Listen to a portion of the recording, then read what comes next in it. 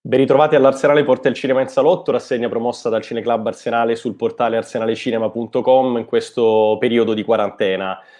Stiamo in questi giorni cercando di esplorare quelli che sono i rapporti tra il cinema e le altre forme d'arte. In particolar modo ci stiamo soffermando sul rapporto tra cinema e musica e oggi è un giorno, devo dire, per noi molto speciale perché 75 anni fa nasceva un uomo destinato a cambiare la storia della musica, Demetrio Stratos, e per festeggiare questo compleanno ci siamo, come dire, fatti un regalo e che speriamo veramente di fare a molti di voi amanti della musica e del buon cinema. Abbiamo nostri ospiti ed è veramente un piacere Patrizio Fariselli, musicista, pianista, tastierista storico dell'area, Luciano Donofrio e Monica Affatato, che sono i registi della Voce Stratos, il film che oggi abbiamo per l'appunto proposto in visione. E già subito che ci sono ringrazio la piattaforma stream.org che ci ha permesso, come dire, la possibilità oggi di poter far vedere proprio il film, così come ringrazio la IACE di Torino che sta seguendo l'iniziativa di Stream, sta seguendo anche molte iniziative dell'Arsenale, quindi grazie davvero. Allora, in attesa che arrivino domande da parte del pubblico tra Facebook, YouTube e la mail, io cercherò di rompere il ghiaccio con un paio di domande e partirei, visto che me lo ritrovo subito qui a fianco in finestra con Patrizio, e ti chiedo, rivedendo il documentario, noi abbiamo avuto anche il piacere già di presentarlo tempo fa in Arsenale, oggi me lo stavo riguardando, me lo stavo un po' rinfrescando e c'è una frase, a mio avviso, centrale nella tua narrazione di quel periodo, ovvero noi non facevamo canzoni. E poi entri, come dire, nello specifico dicendo erano eventi che si susseguivano, c'era tanta improvvisazione ed era molto difficile pensare che un cantante e quindi una voce si potesse per l'appunto inserire in quello che era il lavoro musicale che stavate facendo. Demetrio lo fa e lo fa in una maniera straordinaria, destinata a cambiare per sempre appunto la storia della musica. Beh sì, diciamo che il gruppo sin dall'inizio ha manifestato una forte vocazione strumentale, io la chiamo così, nel senso che l'interesse per la musica vocale era ridotto, ancor più per il fatto che non cercavamo di costruire e di comporre canzoni. E quindi per un cantante, se mi permetti, è di partenza un serissimo problema. Certo. Adesso io lo butto così in 2 parole, in realtà è un percorso che ha richiesto tempo ed articolato nel tempo. Però per Demetrio all'inizio, lui che era stato, se vuoi, il polo d'aggregazione di questi musicisti facinorosi, si è trovato un attimo spiazzato e ha dovuto fare uno sforzo supplementare per ritagliarsi all'interno del collettivo uno spazio importante, come insomma lui giustamente pretendeva di avere. E quindi si è involtato una vocalità e un modo di scrivere anche musica, perché Demetrio collaborava anche alla composizione dei brani, attenzione. E quindi noi costruivamo dei percorsi abbastanza, diciamo così, articolati e lui incastonava i suoi interventi vocali in dei punti precisi a grande effetto. Insomma. Allora, venendo al film, Luciano, Monica, innanzitutto, come dire, ormai il documentario inizia ad avere anche una sua età, ha girato per molti festival e continua a distanza della sua uscita come dire, ciclicamente essere ospitato da festival e da eventi che non solo di prog, ma soprattutto del rapporto tra cinema e musica appunto vanno ad esplorare. Mi raccontate un po' come mai anni fa decideste proprio di individuare in Demetrio il protagonista del vostro documentario e poi, come dire, mi farebbe piacere anche sapere come in fase di scrittura avete elaborato una narrazione che veramente è a suo modo molto, molto complessa, perché si parte appunto dalle origini dalla nascita delle origini appunto di Demetrio, quindi dal suo privato, si attraversa il periodo beat, si entra nel periodo appunto prog con gli Aria e si arriva poi appunto a quell'ultimo periodo che è stata il periodo di grossa sperimentazione prima della sua scomparsa. Chi dei due? Vai, ciao. A te, Luciano. Va bene, è una storia che in realtà il film è uscito nel 2009, ma il nostro lavoro è iniziato nel 2004, quindi abbiamo iniziato a ragionare di questo film già con quello che poi è stato il direttore della fotografia del film, che è Angelo Santovito, che mi piace ricordare perché parlando con lui mi raccontava che lui era stato al Parco Lambro, io avevo qualche anno in meno di lui, quindi non ho potuto vivere quella stagione, benché conoscessi Demetrio e gli Area per la loro portata musicale in qualche modo, e anzi proprio il fatto che circolassero diverse leggende tuttora a quei tempi, diciamo fino al 2005-2010, era difficile anche riuscire a percepire tutta la portata del lavoro di Stratos, no? Quindi diciamo è stata anche un po' una scoperta personale in cui io e Monica ci siamo lanciati. È stato fondamentale poi riuscire a contattare in qualche modo Daniela Ronconi, che salutiamo, che è la moglie vedova di Demetrio, perché diciamo che lei è stata un grosso stimolo, nel senso che quando abbiamo parlato con lei abbiamo capito che a lei aveva piacere che si facesse un lavoro del tipo di quello che sarebbe piaciuto fare a noi, proprio raccontare quindi l'intera dimensione, chiamiamola artistica ed esistenziale di Stratos, quindi non soltanto gli Area, per quanto fossero sicuramente il gruppo con cui ha fatto più cose, quello che è stato fondamentale per la sua vita, per la maturità, ma anche la ricerca vocale, che era questa cosa per noi in quegli anni misteriosa, perché si sapeva che ha fatto 2 dischi di sola voce, ma allora non capivi come un gruppo rock, un cantante rock potesse mettersi a fare sperimentazione vocale. E poi la storia dei Ribelli ancora prima, quindi diciamo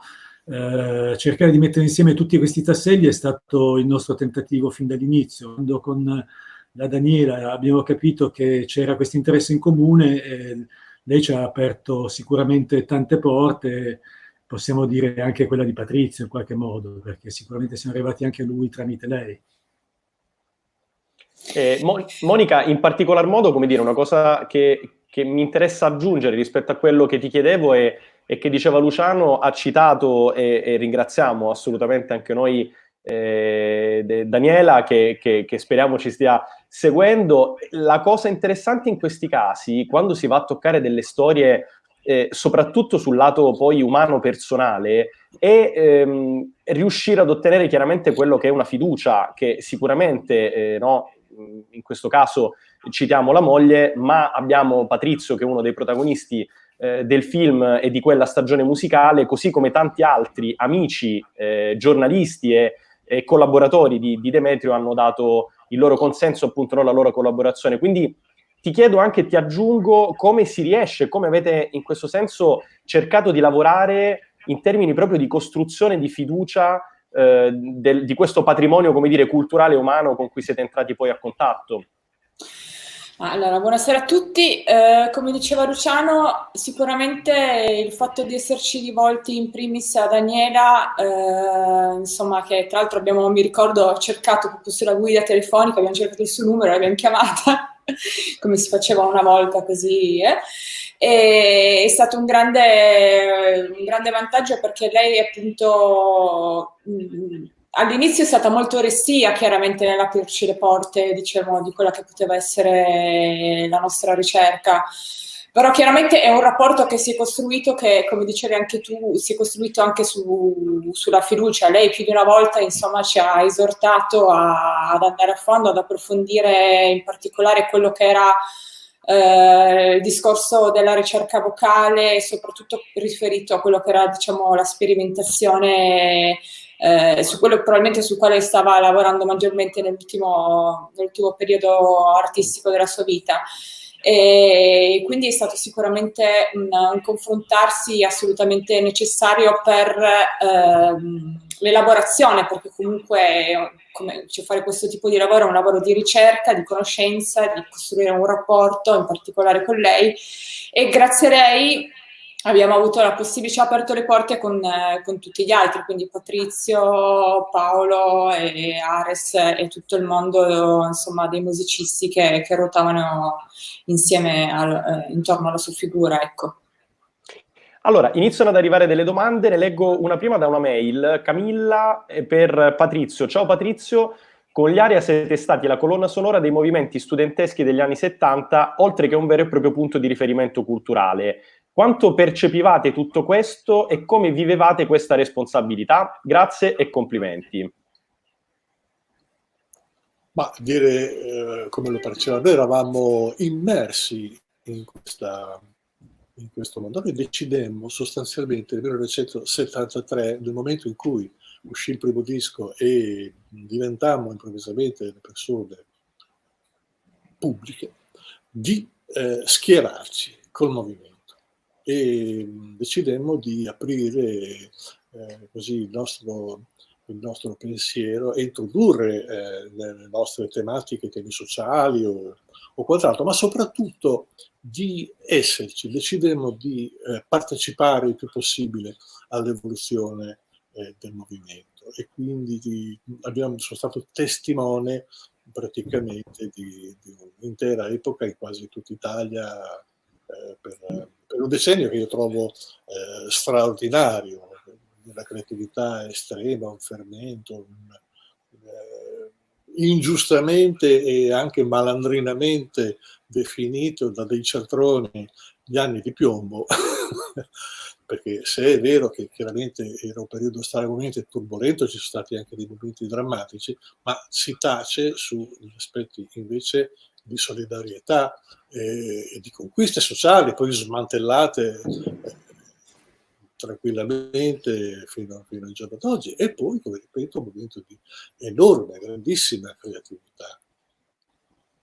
Ma una creatività che dal film traspare anche attraverso tutte le vostre interviste, le vostre parole, soprattutto quella, rimanendo proprio sugli Aria, quello che è stato un collettivo di esperienze decisamente interessante. Ognuno di voi, per l'appunto, sperimentava, andava alla ricerca soprattutto di vari spunti, andava ad approfondire personalmente per poi condividere e insieme mettere insieme quello che è stato poi il vostro percorso musicale. Dicevi prima, accennavi appunto quando ti chiedevo appunto delle difficoltà magari per un cantante di inserirsi, ricordavi giustamente che Demetrio prima di tutto era un musicista. E allora, come dire, ti chiedo, in questa, perché dal documentario, come dire, chiaramente tutto sembra un grande idillio, e probabilmente lo era, però ti chiedo, all'interno di quel laboratorio creativo, di quel collettivo, quali sono state invece magari delle difficoltà, delle turbolenze, se ci sono state, oppure quanto Demetrio, anche come tastierista, è stato importante proprio ai fini dei vostri brani? Beh, parto dal fondo. La sua presenza all'organo, e lo dico da pianista, è un elemento sostanziale del sound del gruppo. Devi sapere che quando in un gruppo ci sono più strumenti armonici, è molto facile che si crei un conflitto armonico proprio, chitarra e tastiera. Tu pensa 2 tastiere e una chitarra. Ebbene, in 10 anni non c'è mai stato un problema tra di noi, non c'è neanche stato bisogno mai di parlarne, perché era automatico che i tasti si incrociassero e sincronizzassero automaticamente. Questo non solo è un problema di conoscenza musicale, ma è anche dovuto all'attenzione a quel che si ascolta e al rispetto per il tuo compagno sul palco. E quindi è tutto sempre stato un movimento di profondo interplay. Cosa altro hai chiesto prima? Non mi ricordo. No, in realtà hai fatto una fusione delle due, con una risposta mi hai risposto a entrambe praticamente. Allora, Prima di ritornare a delle domande che ci stanno arrivando, ritornerei un attimo a voi, Luciano, Monica, sull'aspetto anche proprio tecnico del film, perché qualche giorno fa abbiamo avuto modo di incontrare Monica per un altro suo lavoro, in quel caso si parlava di jazz, le facevo notare quanto l'andamento di quel suo film avesse proprio a suo modo un andamento jazz. Ecco, La voce Stratos ha assolutamente un andamento prog, anche in termini proprio di montaggio, di cadenza.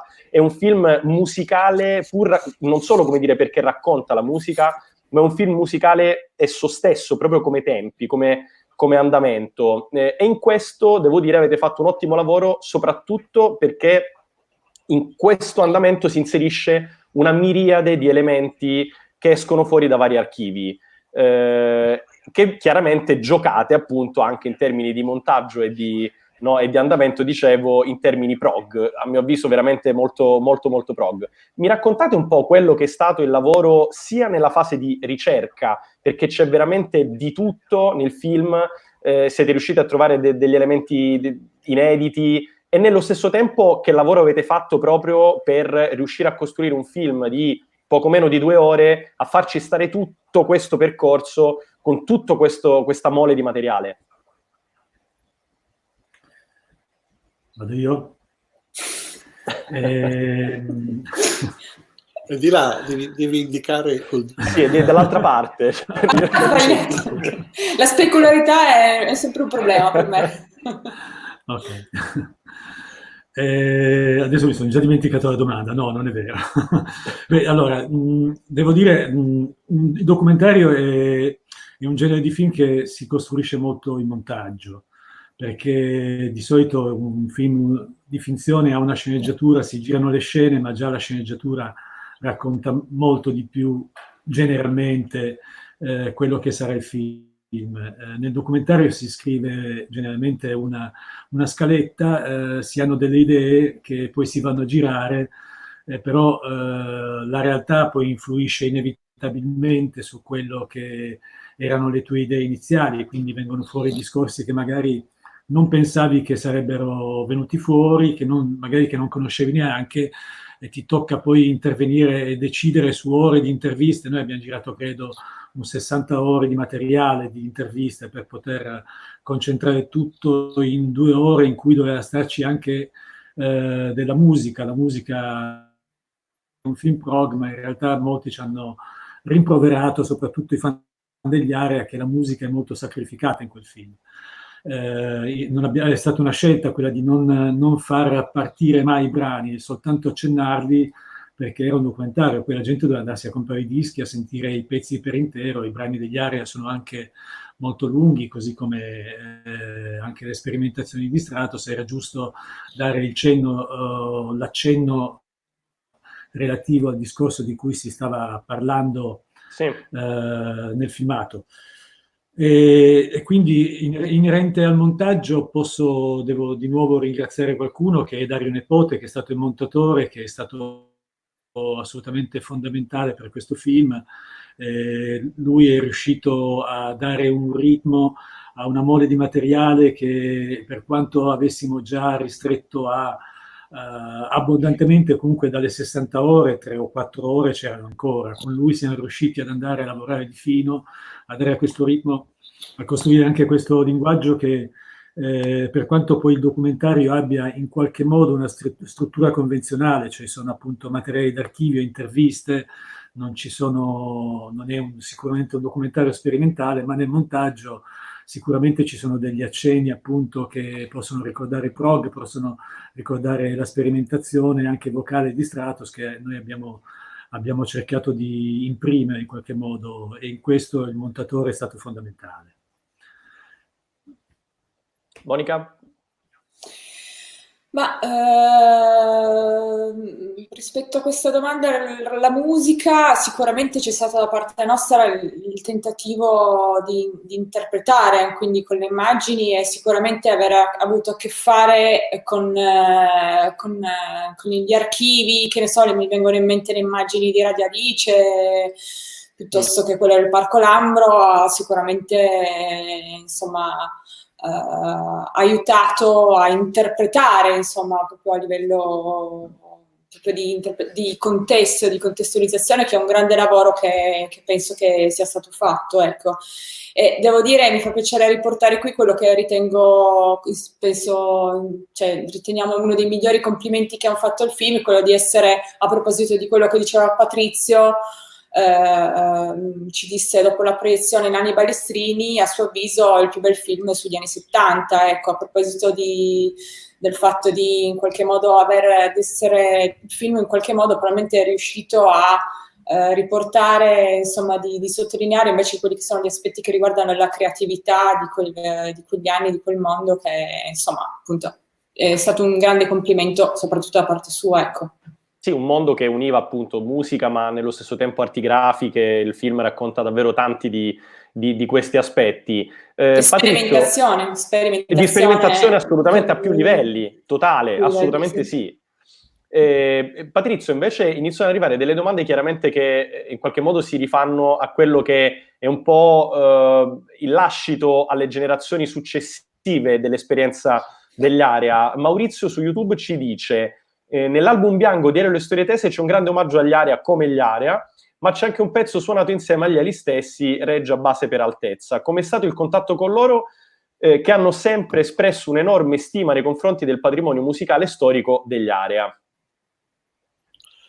Beh, sono dei bravi ragazzi, sono giovani, si faranno, dai, prima o poi anche... No, sono tanto uno dei pochi gruppi italiani di livello, sono tutti musicisti eccellenti, con cui ho avuto a che fare anche in diversi contesti. Dico Christian Mayer, per esempio, con cui abbiamo fatto diversi concerti di jazz nel tempo. E poi insomma ci siamo conosciuti meglio anche con Elio, Faso e tutti loro. E in un certo momento mi sono trovato di fronte a questo pezzo come gli Area che, devo dire, mi ha divertito tantissimo, e confesso che hanno messo dentro pregi e così anche difetti, certe astruserie con il loro senso of humor che si sa bene è notevole, e comunque hanno costruito un pezzo, devo dire, veramente, veramente interessante. Notevole. Sì, tra l'altro a memoria direi anche da amante degli Elio, anche storicamente parlando, perché il documentario racconta anche quelle che sono state appunto delle scelte politiche. Prima citavamo i movimenti studenteschi, no? E quindi, come dire, tanta musica ma poca moneta, ecco. Quello è solo uno degli elementi che gli Elio ricordano nel loro brano. E che fa parte appunto della vostra storia, inevitabilmente. Di soldi nel nostro ambiente ne sono sempre girati pochi, questo è poco massico, però comunque siamo riusciti a sopravvivere tranquillamente per tutto il decennio. No, io volevo dire appunto, confermare quello che ha detto Monica, insomma, Nanni Balestrini. Quando ho visto il film per la prima volta, confesso che anch'io ho avuto questa sensazione, devo dire. È la prima volta che vedo raccontare, si sente l'odore degli anni 70 per quello che era. Ecco, questa è una cosa sostanziale e preziosa. Il fatto che sia venuto a due ragazzi che non c'erano in quegli anni, o forse per questo, perché non c'erano e quindi avevano la curiosità giusta, questo desiderio un po' di capire, e sono riusciti, secondo me, nell'intento a tirar fuori a noi vecchi creati di tante cose che poi sono riuscite a inserire in una bella narrazione, quindi non solo la vita, la storia di Demetrio, ma dietro si vede un decennio, quel decennio di cui parlavamo prima. Grazie Patrizio. Grazie, wow. Dopo ci vediamo al bar per il rimpresto virtuale. Allora, proseguono altre domande che arrivano su YouTube. Stefano chiede: quanto Stratos ha preso dagli Area e quanto hanno preso gli Area da Stratos? Guarda, tutti hanno preso tutto da tutti nel nostro collettivo, perché vedi, la differenza, tanti mi chiedono oggi chi sono gli eredi o quello che è, chi si rifà. Ora, la nostra musica è lì a disposizione di tutti, chi l'ascolta e magari gli piace, ne prende quello che gli serve. Ma c'è una differenza sostanziale tra il modo di fare musica allora e adesso. Ai miei tempi, si dice con questo, ai miei tempi, alla Abraham Simpson, la cosa più importante per un musicista era entrare in un gruppo, cioè il collettivo era un punto d'arrivo importantissimo, cioè quello che si cercava di fare. Io e Giulio Capiozzo, nello stesso paese, io ero giovanissimo, 16-17 anni, al bar o in pizzeria favoleggiavamo di un gruppo di musicisti meravigliosi che suonavano liberamente quello che avevano in mente, senza nessun tipo di costrizione. Era proprio un sogno giovanile di così realizzare questa musica d'arte sostanzialmente. E poi l'abbiamo fatto, questa è la cosa che mi fa un grandissimo, mi dà una gran soddisfazione. Insomma. Ecco, allora, questa voglia di mettersi in discussione, perché lavorare in un collettivo è questo, cioè tu dai la tua parola, devi intanto tenere il posto e foraggiare gli altri con continue idee, ovviamente, ascoltare le idee degli altri, metabolizzarle e restituire le cose. Quindi il dare e avere è un continuum dinamico che permette poi alla fine a persone da pensiero estremamente diverso di ottenere una risultante alta, cioè un pacco che non è figlio di nessuno ma è figlio di tutti. Citavi appunto un discorso sull'oggi. Allora Luca, sempre su YouTube, ci scrive: mi piacerebbe chiedere al maestro Patrizio, che seguo sempre con piacere sui social, cosa ne pensa dell'attuale panorama musicale e sociale italiano in relazione agli anni nei quali le Area sono nati. Aggiungo che sono un cantante, fan appassionato di Demetrio e degli Area, sogno di proporre agli ex membri un eventuale tributo live assieme. Siamo un po'... non è che vedo delle cose così entusiasmanti in questo momento. È un periodo abbastanza dormiente, secondo me. Non che non ci sia fermenti, non che ci sia... Tra l'altro, il paradosso è questo, che c'è una quantità di giovani musicisti preparati a dei livelli stratosferici in Italia, e poche iniziative dal mio punto di vista interessanti. Quali sono i motivi? Forse perché i ragazzi sono più presi dal pensiero unico che si sta imponendo un po' da queste parti. Non c'è tanto coraggio di poter tirar fuori delle cose, o forse non ci sono i canali per tirar fuori, bisogna anche un po' conquistarli. Devo dire che negli anni 70 era più facile, perché veramente bastava in un paese un'aiuola che sicuramente almeno una volta all'anno di un concerto si teneva, e quindi le possibilità di lavorare, di portare avanti un discorso erano molto maggiori. Ma vedo la difficoltà, come dire, il poco interesse di portare avanti un pensiero musicale. Ecco, questo io vorrei tanto, a parte le abilità tecniche o le abilità compositive strettamente musicali, mi piacerebbe vedere un artista, o singolo o il gruppo, che porta un pensiero d'artista e lo sviluppa e lo porta fino in fondo. Questo è difficile. Allora, tu ne parli musicalmente parlando, però, come dire, aggiungo un'ulteriore piccola domanda alla domanda che ti è stata posta, e lo faccio in termini invece più politici, sociali, etici, ovvero il primo brano, la primissima traccia del primissimo vostro disco, Luglio, Agosto, Settembre Nero, quindi, come dire, il vostro biglietto da visita, come si dice, no, in questi casi, parlava dell'esodo palestinese, quindi, come dire, la prima botta è stata quella. Ecco, da questo punto di vista, oggi, nel panorama contemporaneo, credi che la musica riesca ancora, come dire, ad offrire questo tipo di battaglie, di lotte, abbia ancora la stessa identica forza, o anche da questo punto di vista le cose sono molto cambiate? Ma tanto ti dico che aver fatto Luglio, Agosto, Settembre Nero ha impedito agli Area di mettere il naso fuori dall'Italia. Come racconti nel documentario.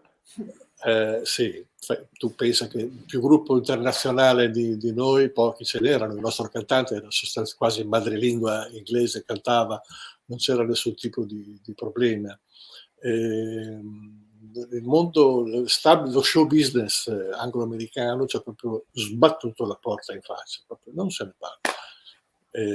E quel pezzo lì effettivamente fu, diciamo così, il motore, perché appena parli di palestinese, appena arrivi dopo Pal, capito, si chiudono le sale cinesi. Ma tuttora, a 45 anni di distanza succedono queste cose. Quindi, c'è già motivo non solo di essere incastrati, ma essere inferociti.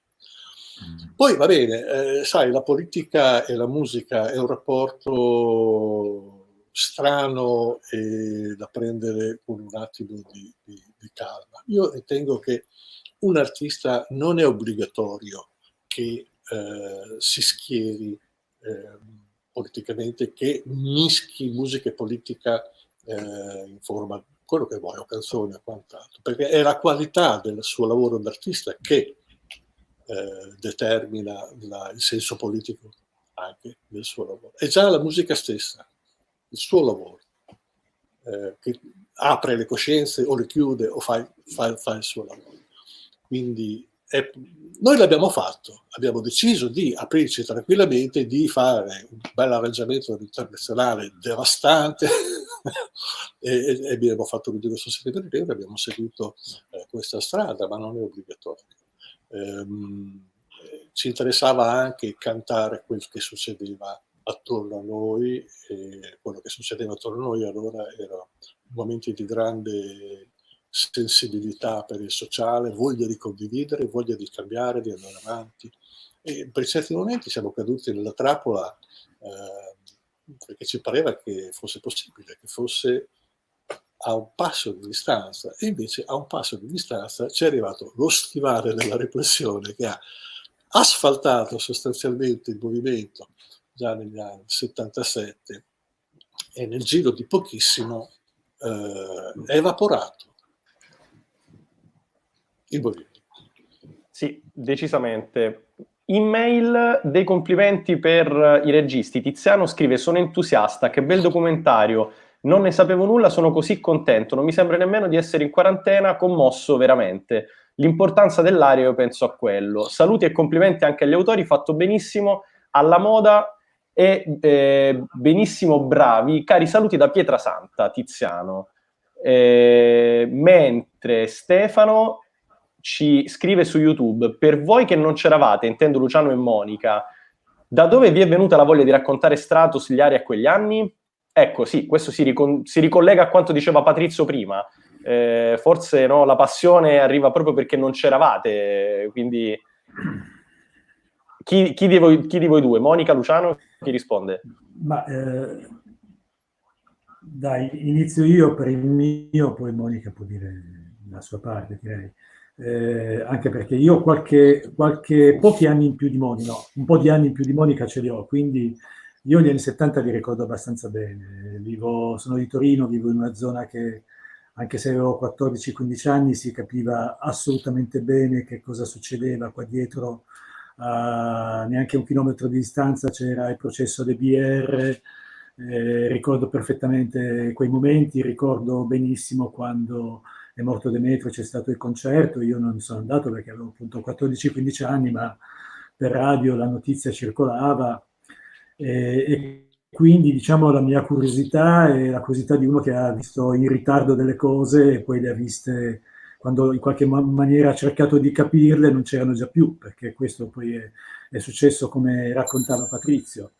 Poi l'interesse per gli Area è sostanzialmente perché hanno avuto secondo me questo ruolo, cioè giustamente Patrizio diceva noi cantavamo quello che succedeva in quegli anni, ma in realtà era una decade in cui imperversavano i cantautori che in quanto a cantare le canzoni, a cantare la realtà, in qualche maniera lo facevano anche molto di più degli Area.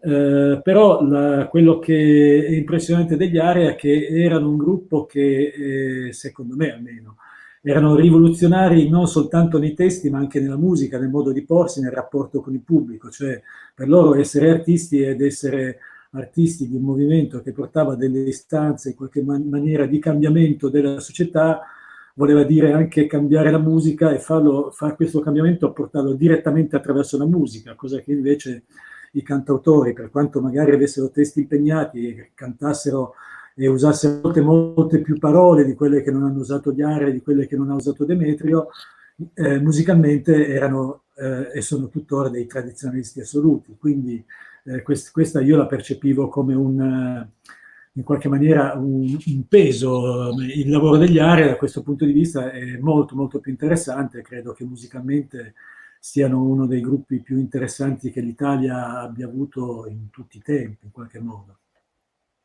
Quindi questo è per quello che riguardava gli Area. Poi farei parlare...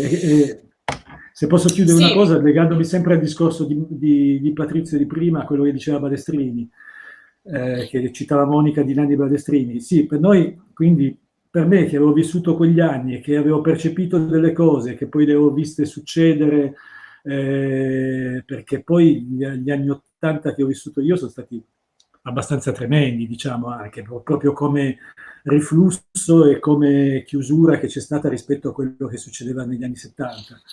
Quindi il fatto di raccontare quegli anni e raccontare che non erano gli anni di piombo, erano sicuramente anni in cui ci sono state delle grosse escalation di violenza da una parte e dall'altra, erano anni molto conflittuali, ma questo conflitto alla fine è stato molto creativo, il meglio di quello che è stato fatto in Italia e di quello che c'è anche tuttora e che si cerca a volte anche di cancellare, tutti i diritti dai diritti sociali. Pensiamo anche soltanto al divorzio, perché negli anni '70 non c'era il divorzio, pensa come poteva essere una società di quel tipo, no? Quindi bisogna, secondo me, invece dire grazie a chi in quegli anni ha detto certe cose, le ha messe in pratica, e agli Area che l'hanno fatto con questa coerenza fino in fondo, appunto, sia dal punto di vista dei contenuti che della musica. Sì, per aggiungere qualcosa rispetto a quello che diceva Ciano, come è venuta la voglia di raccontare Stratos? Ma per me Stratos è stata una scoperta che mi ha cambiato la vita, in questo senso è un progetto nel quale mi ha coinvolto Luciano, perché appunto io ho studiato canto e quindi insomma avevo a che fare con la voce e ho avuto insomma... ho scoperto Stratos come sperimentatore. Io all'inizio... Cioè io conoscevo Stratos come sperimentatore, conoscevo quella parte lì. E quindi poi scoprire gli Area, il mondo degli Area, la musica, io insomma non ho vissuto, non c'ero in quegli anni, e poi vabbè a casa mia non c'era musica, insomma non si ascoltavano gli Area. E quindi è stata qualcosa che mi ha sicuramente cambiato la vita e l'onore di poterlo approfondire, di poter anche conoscere appunto i protagonisti che l'hanno fatta, è stato qualcosa che veramente mi ha arricchito tantissimo. E da un punto di vista più personale rispetto al film, quello che ci interessava fare era appunto raccontare la storia di Demetrio Stratos con questo discorso trasversale, diciamo, che attraversa il film dall'inizio alla fine, attraverso un discorso più, diciamo, anche scientifico e teorico sulla voce, che in qualche modo c'era stato anche suggerito da Daniela e che abbiamo appunto avuto modo di approfondire anche per delle coincidenze, come spesso accade nella vita o in generale nelle cose. Abbiamo avuto la possibilità abbiamo scoperto che appunto a Torino c'era questo otorinolaringoiatra Schindler, che è stato sicuramente un personaggio che è il fondatore della fonologia, no, mi sbaglio. Logopedia, bravo, grazie. Logopedia. Sì, e quindi lui aveva avuto a che fare con Stratos, conosceva Stratos perché aveva partecipato insomma attraverso degli studi insieme a un fisico negli anni nel quale si misurava qualsiasi cosa, anche la voce. Tra l'altro Stratos stesso andò a farsi misurare la voce in quel periodo suo di grande ricerca di approfondimento. e sicuramente questo discorso sulla voce personalmente era qualcosa di estremamente importante all'interno del film. Dopodiché, per aggiungere qualcosa rispetto a quello che diceva Patrizio, penso che probabilmente questa distanza anagrafica in qualche modo probabilmente ci ha permesso da una parte di trovare anche quella che viene appunto la giusta distanza. Probabilmente siamo arrivati noi nel momento nel quale era possibile in qualche modo raccontare la figura di Demetrio Stratos e raccontare quegli anni, insomma, forse prima non era tutto troppo vicino, quindi occorre una certa distanza, no, per raccontare le cose, una distanza anche storica. Allora, intanto, visto che citavi un attimo fa quest'ultimo periodo, quello della sperimentazione, nel rivedere il film mi ha fatto sorridere, proprio Patrizio lo citava, il nome del teatro dove andarono per la primissima esibizione, che era il Teatro Arsenale, e questo mi ha, come dire, fatto piacere scoprirlo, insomma, che era appunto il luogo dove si è tenuta la primissima sperimentazione, la primissima esibizione, insomma, del periodo sperimentale. Vengo alle ultimissime domande che arrivano. Su Facebook Daniele scrive: è bellissimo ricordare Demetrio ascoltando uno dei protagonisti assoluti della storia della musica. Ci sono dei generi che negli anni sono passati di moda, ma il prog continua a far innamorare anche le nuove generazioni. Qual è il suo segreto? Patrizio, a te. Difficile dirlo, anche perché allora gli ARIA non sono mai stati un gruppo prog, gli ARIA non sono mai stati niente. Il nostro sforzo era quello anche di uscire dalle etichette, di scivolare via, perché nel momento in cui vieni inquadrato in una dimensione, ecco che sei inscatolato, sei prevedibile. E la prevedibilità era l'ultima cosa che volevamo. Questo perché ci piaceva sorprendere continuamente i nostri ascoltatori con delle trovate, con degli sviluppi imprevisti, per tenerli svegli, perché sennò si addormentano, capisci? La gente vede i concerti sempre tutti là con l'accendino fare piripi. Quindi anche il senso delle performance nostre era quello di come lobotomia, una piccola elettrostimolatina che ti manteneva sveglio, ti dava quella dose di caffeina necessaria per stare attento poi ai vari momenti più o meno seri che producevamo. Ora, il prog è di quel periodo il momento in cui i giovani musicisti si rendono conto di essere sostanzialmente ignoranti e cominciano a studiare e si rivolgono verso altri linguaggi, quindi non più solo i due accordi ma con un bel groove, come è giusto che sia, per il rock, ma comincia a introdurre degli elementi. Chiaro che tanti musicisti sono andati a pescare nelle cose più popolari, pop della musica classica e delle cose orchestrali, costruendo anche così dei carrozzoni un po' discutibili come qualità, ma c'era anche una bella volontà di crescere e di sovvertire certe regole. Ecco, quindi che anche lì nel prog la forma canzone si ribalta, si introducono le improvvisazioni, si apre il mondo all'improvvisazione. Ci sono degli risvolti estremamente interessanti e lo sono tuttora che si è tornati a fare solo canzoni in cui tutto è in funzione del cantante, tutto in funzione di una storiella e del testo, quindi la parola schiaccia il suono, le parti strumentali sono un piccolo diversivo ma non deve durare tanto e poi deve riproporre sostanzialmente il tema principale, la miseria più totale nell'arrangiamento e nello sviluppo delle parti. Quindi ecco perché il prog probabilmente è ancora forte, perché sorprende, se tu lo ascolti adesso, sono cose completamente fuori dal sentire comune adesso, soprattutto, e ripeto, dal punto di vista strumentale. I grandi gruppi prog sanno suonare, sanno suonare e suonano dal vivo con piacere, improvvisano e buttano fuori delle cose, si mettono in gioco. Ecco, oggi è molto, molto, molto, molto bene.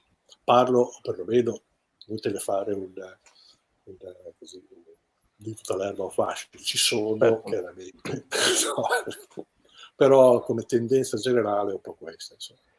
Allora, in chiusura sono molto felice di leggere su YouTube due nomi a noi cari, Daniele Caluri e Emiliano Pagani, che sono due straordinari fumettisti che l'esperienza degli Area e Demetrio lo hanno, come dire, anche citato e omaggiato all'interno di, in particolare Elefante Bianco in uno dei loro lavori. Daniele Caluri scrive: Patrizio, grazie per l'esegesi della mela di Odessa dell'altro giorno.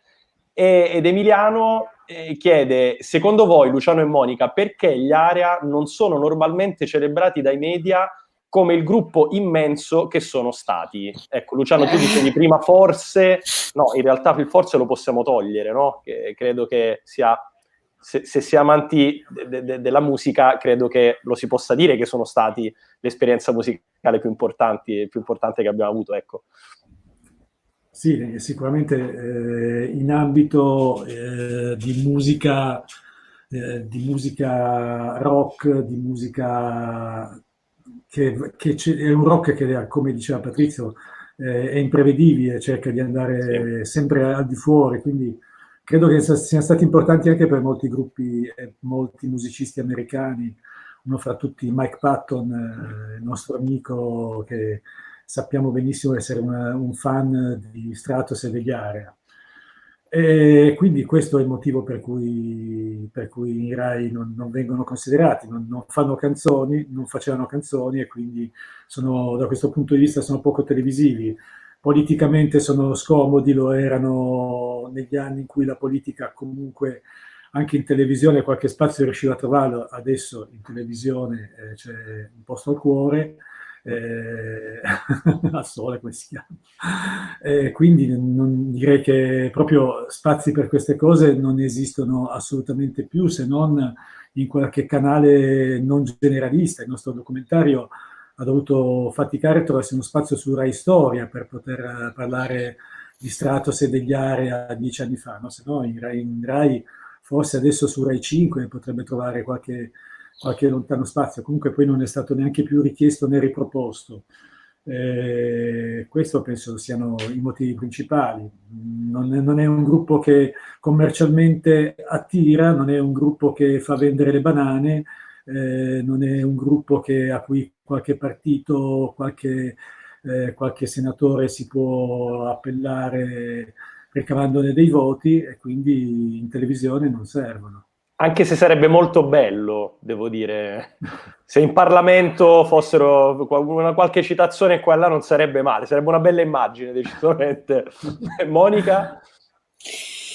Beh, insomma, penso condivido le riflessioni di Luciano su questo, voglio dire, restano comunque il grande gruppo immenso che sono e che sono stati, che in qualche modo tutti riconoscono, cioè tutti, insomma, chi conosce la storia della musica, insomma, chi tra i giovani anche ci capita, insomma, Stratos e gli Area hanno, come Patrizio sa, insomma, trovano un grande interesse soprattutto tra i giovani, quindi di fatto questa cosa è riconosciuta, ma non è riconosciuta dal mainstream, è impossibile probabilmente che lo sia, ma a un certo punto, Patrizio, va bene così, no? Che dici? Cioè, cosa pensi tu di questo? Ma chi se ne frega? Chi se ne frega, ma certo, assolutamente, infatti va bene così. Di allora, fatto vabbè, poi... Dimmi. No. Devo dire che i complimenti fanno sempre piacere, voi comunque chiaramente dopo al bar ce ne vogliamo. E questa deve essere la ragione, ma con un come dire, chi se ne frega che probabilmente Demetrio avrebbe sottoscritto davanti, come dire, a una situazione del genere. Io vi ringrazio per questo bellissimo appuntamento, per questa possibilità che abbiamo avuto di poter dialogare con un pezzo di storia e con due bravissimi autori di un film che, dicevo, ormai inizia ad avere una sua età, continua però a vivere, continua ad andare in giro, ad essere visto, ad essere apprezzato ed essere considerato come il prodotto che è, insomma, il lavoro che è, ovvero quello di due grandi amanti della musica e del cinema. Quindi grazie Luciano, grazie Monica, soprattutto grazie Patrizio, perché è stato bello poter ricordare insieme a voi, come dire, in una giornata come questa, un gigante come è stato Demetrio. Grazie di cuore. Grazie a te. Grazie a voi. Grazie. Speriamo, come mi piace dire in questi casi, speriamo, Luciano, Monica, con voi, come dire, cinematograficamente parlando, Patrizio, chi lo sa, magari dandoci appuntamento proprio per qualcosa a cavallo tra cinema e musica, di potervi ritrovare a Pisa prossimamente. Passato tutto questo. Vedrai che succederà, appena passa la pestilenza ne riparliamo. Molto volentieri. Un abbraccio e buon proseguimento, grazie. Ciao a tutti, ciao.